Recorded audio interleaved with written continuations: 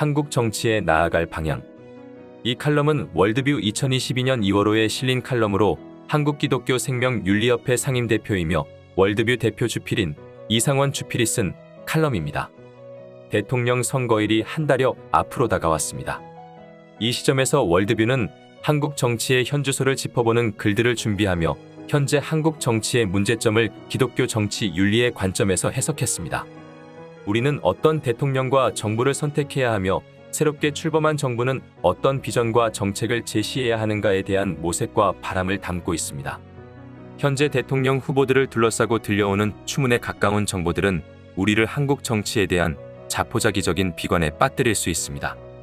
모 후보는 상스러운 언행, 그리고 나라를 영화대부나 아수라와 같은 복마전 속에 빠뜨릴 수도 있는 정치 배경으로 상당수 국민의 우려를 자아내고 있습니다. 더욱 혼란스러운 일은 이 후보를 지지하는 국민의 숫자가 만만치 않다는 것입니다. 다른 한편에서는 집요한 중상모략으로 건전한 양식을 가진 후보를 끊임없이 흠집내기에 정치 바보로 윤색해 버리려고 합니다. 비열한 정치 공학적 마타도어는 지난 선거에서도 유능한 대통령 후보를 정치 우두나로 둔갑시켜 버렸을 뿐만 아니라 과거의 국정을 이끌어 오늘의 대한민국이 있게 한 정치 지도자들에게도 무차별하게 적용해서 한국 근대 정치사에서 아예 지워버리려고 합니다.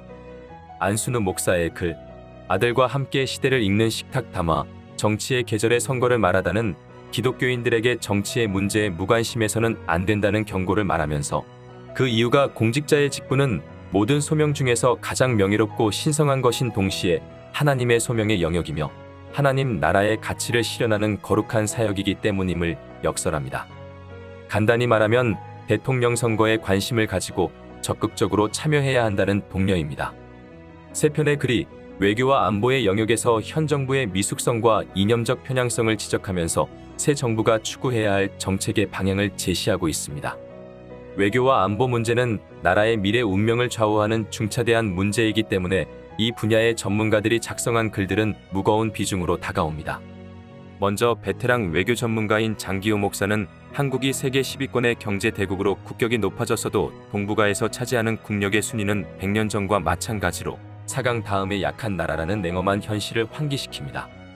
그는 100년 전과는 달리 북한이라는 새로운 위험 요인이 있는 상황에서 중국, 러시아, 북한과 같은 공산주의 전체 국가들과 영합하는 문재인 정부의 외교 정책은 구한말의 비극을 재현시킬 수 있음을 경고하며 대한민국이 냉엄한 동북아 국제정세에서 살아남을 수 있는 유일한 길은 한미동맹과 한미일 안보협력 체제를 견고하게 하는 것임을 역설하고 있습니다.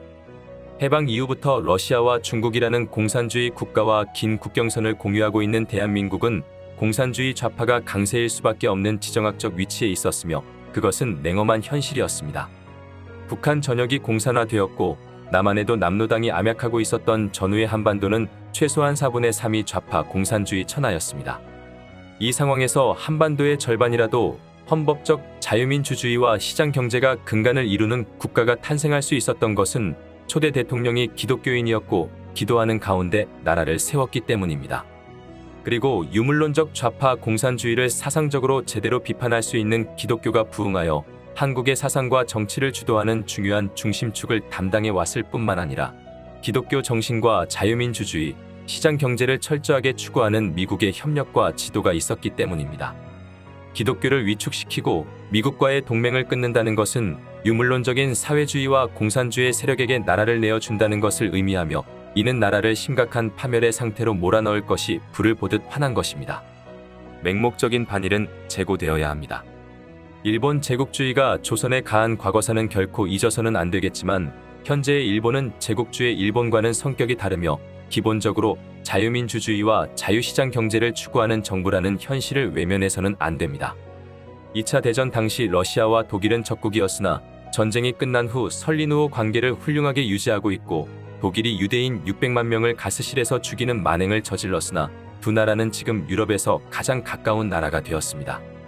또한 일본이 진주만을 폭격하고 미국이 원자폭탄을 일본에 투하했으나 미국과 일본이 끈끈한 동맹 관계를 유지해 오고 있는 것을 한국 정부는 중요한 교훈으로 삼아야 합니다. 과거사는 과거사대로 따져야 하지만 외교 관계는 냉정하게 현재 상황을 고려해야 합니다.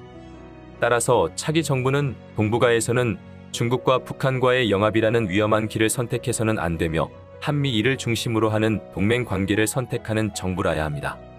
터프츠 대학교 이성윤 교수의 글, 평화협정은 김정은이 이기는 길과 유동열 자유민주연구원 원장의 글, 안보헌법, 국가보안법의 정당성은 남북관계에서 북한 김일성 왕조의 호전성, 핵무장, 적화통일전략, 대남간첩 활동 등과 같은 사실을 외면하고 평화 및 종전협정, 국가보안법 폐지에 매진하는 현 정부의 순진하고 위험한 안보정책을 비판하고 차기 정부가 지향해야 할 바른 안보관을 제시하고 있습니다.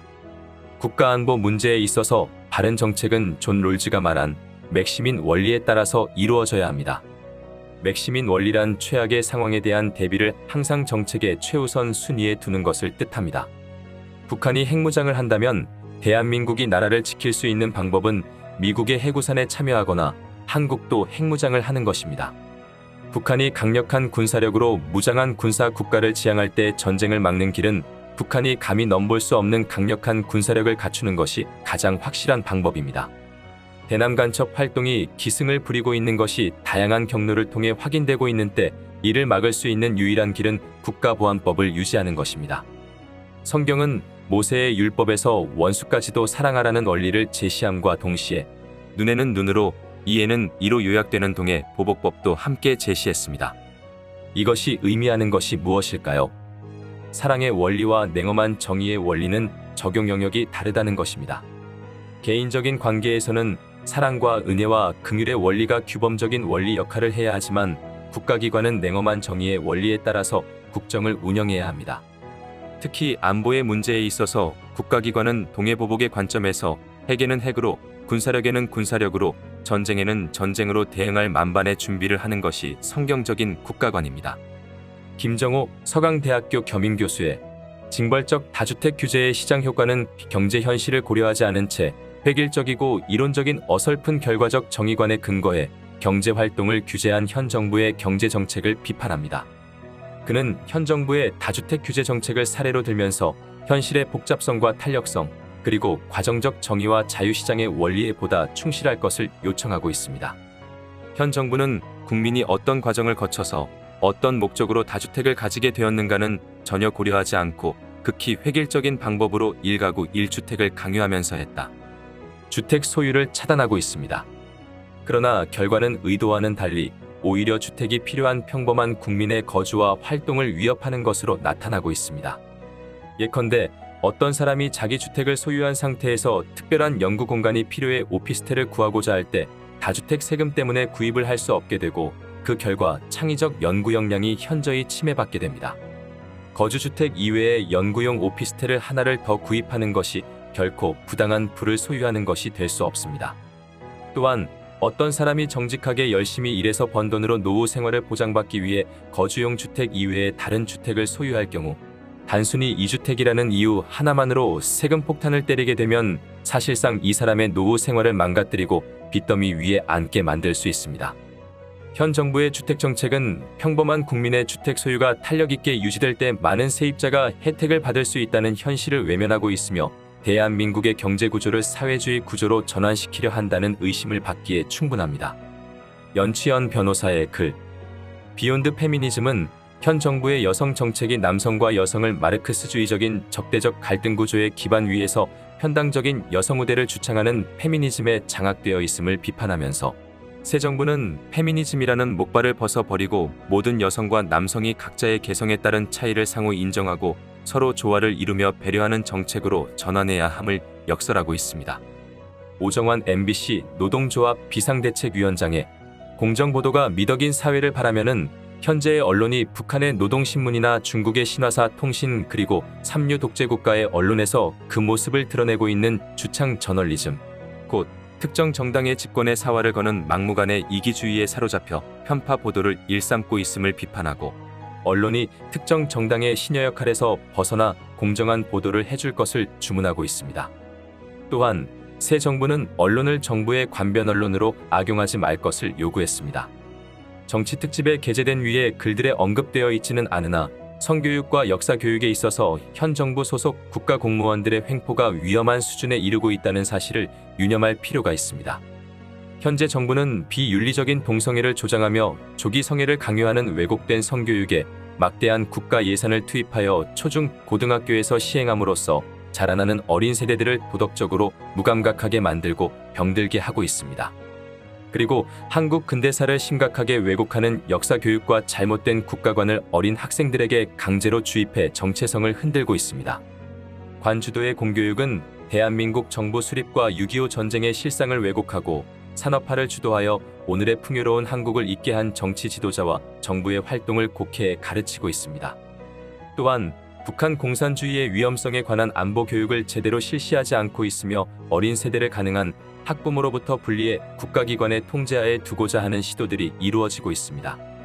따라서 차기 정부는 어린 세대 교육의 상당 부분을 학부모들의 자유로운 선택으로 돌려주어야 하며 성교육을 이성애적 성윤리를 가진 건전한 기관에 맡기고 역사 교육을 좌편향된 관변 어용단체로부터 분리해 이념적으로 편향되지 않고 순수하게 역사를 탐구하는 민간기관에 이관시켜야 할 것입니다.